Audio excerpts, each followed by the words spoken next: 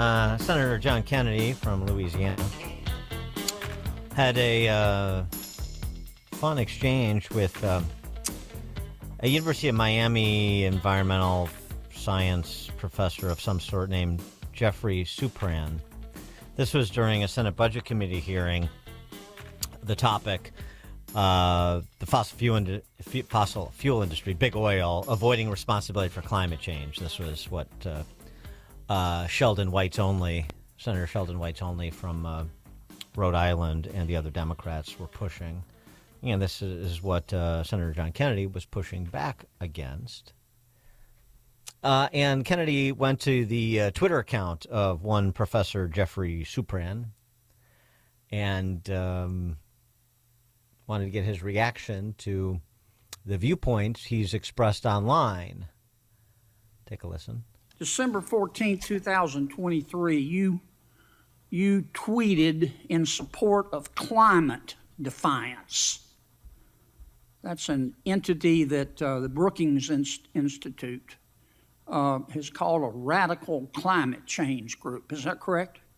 I don't recall, I'm afraid. Okay. Would this be the same climate defiance that I'm looking at your tweet, you tweeted in support of them. Would this be the same climate defiance that called Senator Joe Biden, quote, a sick I don't know, but as I Would this be the same climate defiance that called Senator Lisa Murkowski a murderer? I do not know. As I said in my statement... Would this be the same climate defiance who told the CEO of Exxon to, quote, eat Darren, close quote? I'm not responsible for the statements of other nice people. Group you're and I also do not know around the with, answer. Doc. Here's what your tweet says, quote, we do, in support of climate defiance, we do not do online petitions. We do not do NGO coalition letters. We do not do bus stop ads. We chase fossil fuel CEOs and the politicians who do their bidding, and we do not apologize, close quote. Did I read that correctly? That is not my tweet, sir. That is your tweet. I'm looking at it. Here's a copy right here. It's right off your website, Biggest Dallas. On October 31, 2023, you said this on Twitter.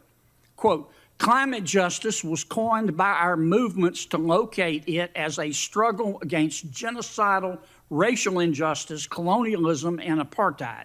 If your climate justice doesn't stand with the Palestinians against colonialism and apartheid, then your climate justice has no justice in it, close quote. Did you say that? I believe not. Here it is, may I please see the documents? Yes, sir, and the witnesses' documents there. May I please point out that this form of... The senator's time has expired and there are other senators waiting. I've got a bunch more tweets. Thank you for your objective advice, I'm sure you Doc. do. You can put them into a question for the record and... Yes, I'd like to submit all of the good doctors' objective tweets and scientific analysis for the record. That will be done without objection. Senator Merkley. May I clarify one final point? Proceed. These are not my tweets. These are retweets. It's an important contradiction. You often retweet stuff you don't support? Is that what you're telling me, Doc? I did not say that I don't support this. I simply did not tweet it, which, as you were alleging. But you retweeted I'd like to make very clear that this form of character assassination is characteristic of the propaganda techniques of fossil fuel. You retweeted Senator Merkley. Thank you. Are you going to call me a sick? It's Senator Merkley's time. Oh. Getting a little chippy in a Senate committee hearing. Committee hearing meetings get fun, huh? Well, and Kennedy's point is well taken. I mean, you're retweeting the intemperate, ignorant, illogical content of a radical left organization that is not talking and dealing in climate science. It's dealing in politics. Per tweets about the conflict in Gaza, in addition to just ad hominem in the direction of politicians and fossil fuel companies. And but we're supposed to take this button-down professor from the University of Miami seriously. It's very much like what we've seen on college campuses about the conflict in Gaza, about the war going on there, and all these professors. This rogues gallery of humanities professors, in particular places like Fordham and Columbia and University of Wisconsin, standing with these children having vile temper tantrums with featuring anti-Semitic screeds. No, at some point, they may not be your words, but when you sign your name to those words, they become your words. But more importantly, they're illustrative of your attitude and your intellect and how seriously we should take you. For more on all of this, we're pleased to be joined by Bjorn Lomborg. He's the president of the Copenhagen Consensus think tank. He's also the author of the book, his latest, Best Things First. Bjorn, thanks for joining us. Appreciate it. Dan, it's always good to be on.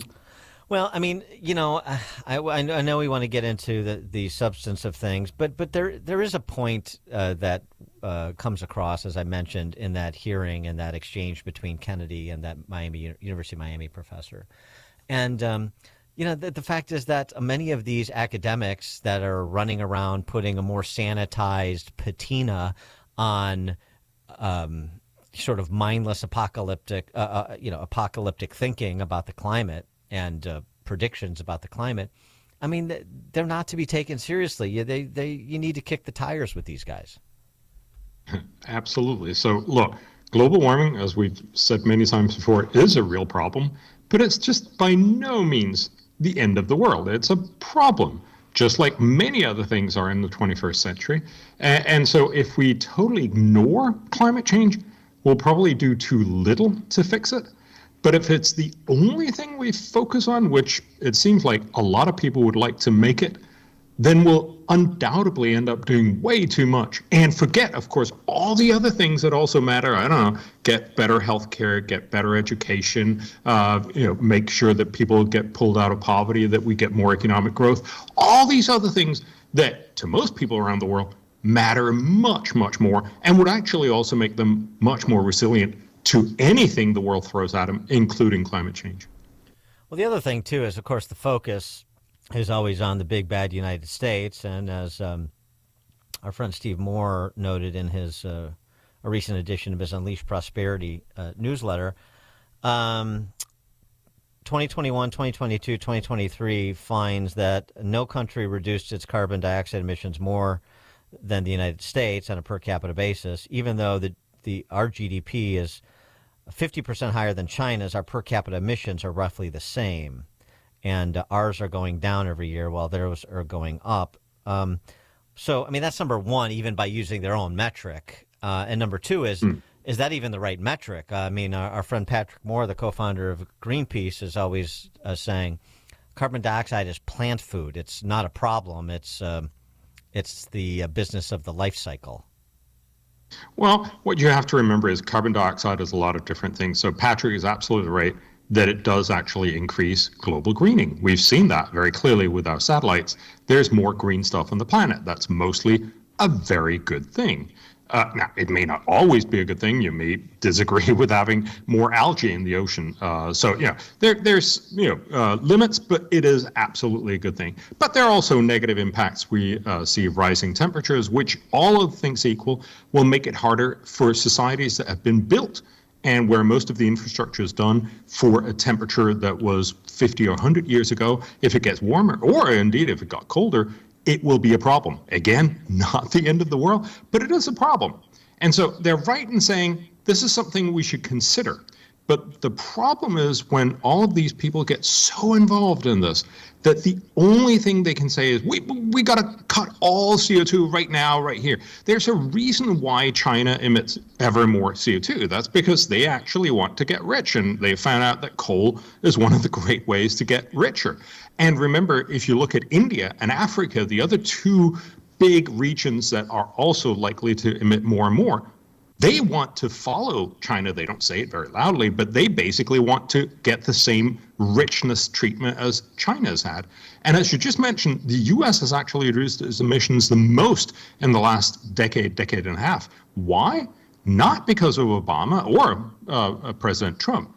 It's simply because you innovated a fantastic new technology called fracking that lowered the price of gas dramatically, so that a lot of people switched from coal to gas, and gas emits about half as much CO2 per energy unit.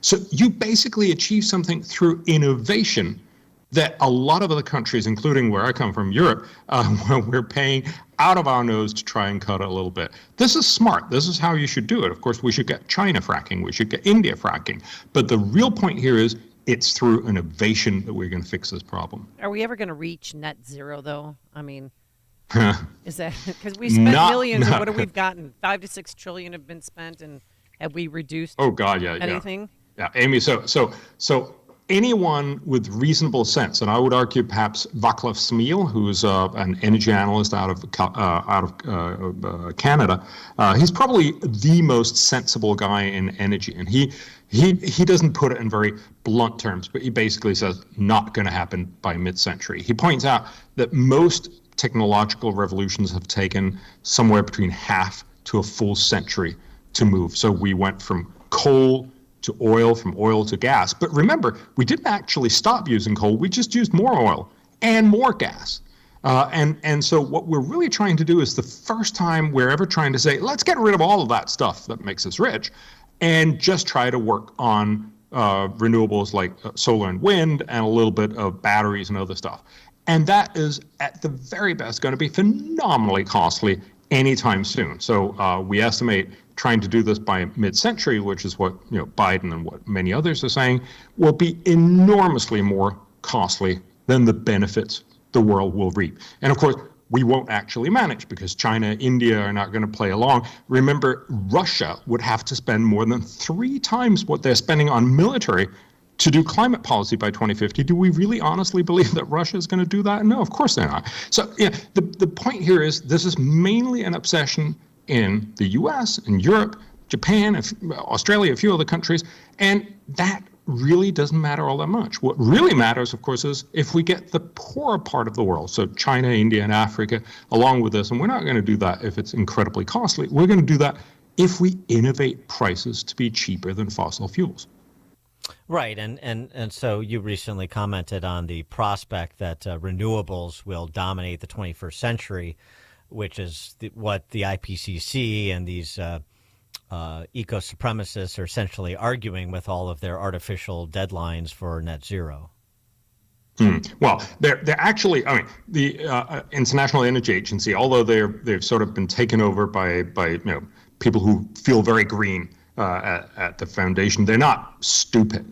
So when they make these proposals, they basically say, if the politicians were to do everything they promise, it would be fantastically costly and it would make a totally changed world. More realistically, we will probably have so much renewables by mid-century that it will still take us another century to get to net zero. So, Amy, that's the short answer. No, we're going to be a century late by the Energy Information Administration from Biden. We're going to be 2 centuries late. So, look, this is not going to happen anytime soon because most people don't want to pay, eye-bleeding amounts of money to achieve very little. It's something we need to fix, and we should fix it smartly. But right now, we're just fixing it stupidly.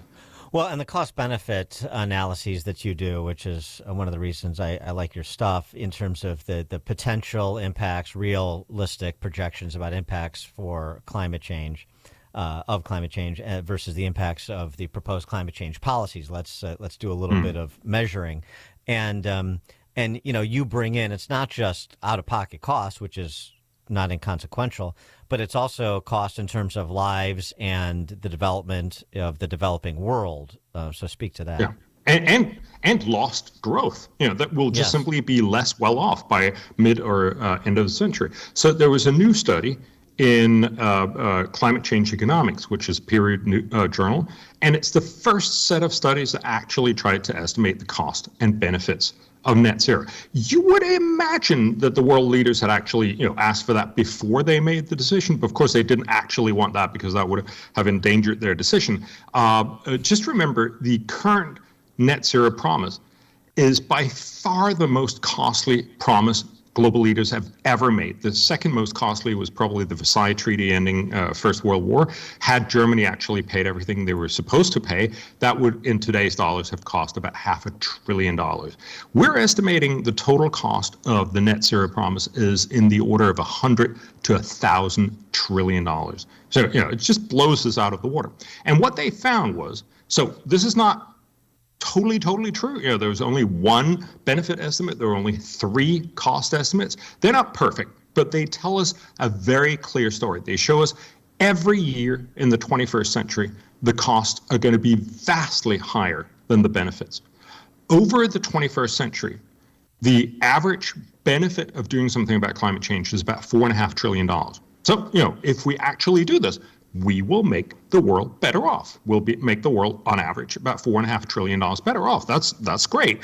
But what most people don't mention is this will also cost us, on average, almost $27 trillion each and every year. Spending $27 trillion to do $4.5 trillion of good is bonkers. That's just a really bad deal. And of course, that's why most countries will never do this. We'll pretend, we'll do something. I don't know if you saw just today, it was mentioned that we're now spending, just in the US, Canada, and the EU, more than $300 billion on green hydrogen, and that will probably never materialize as a real carrier of energy. But we're just spending enormous amount of money every year, $300 billion. It all adds up. And this, of course, comes out of the tax dollars that we could either have kept ourselves or have made better healthcare, better education, better infrastructure. There's a lot of decisions that we could have made, but we decided to spend it on the poorest thing, and that's a real shame. Bjorn Lomborg is the president of the Copenhagen Consensus think tank. He's the author of Best Things First. Bjorn, thank you as always. Appreciate it. Great to talk to you guys. Thank you, and he joined us on our turnkey.pro answer line. Listen to Dan and Amy on your smartphone. Download the AM560 mobile app today at 560theanswer.com/mobile. Paid for by government. Did you hear? A secret hoard of 1907 $10 gold Liberty coins has been found. These gorgeous 1907p gold coins are as bright and shiny as the day they were struck, and less than 100 of these gold coins are available. Coin experts are calling the secret U.S. gold coin discovery a once-in-a-lifetime opportunity, and you can own a piece of the hoard. When you call, you are guaranteed a 1907 gold Liberty struck at the iconic Philadelphia Mint. With limited availability, you must call now. These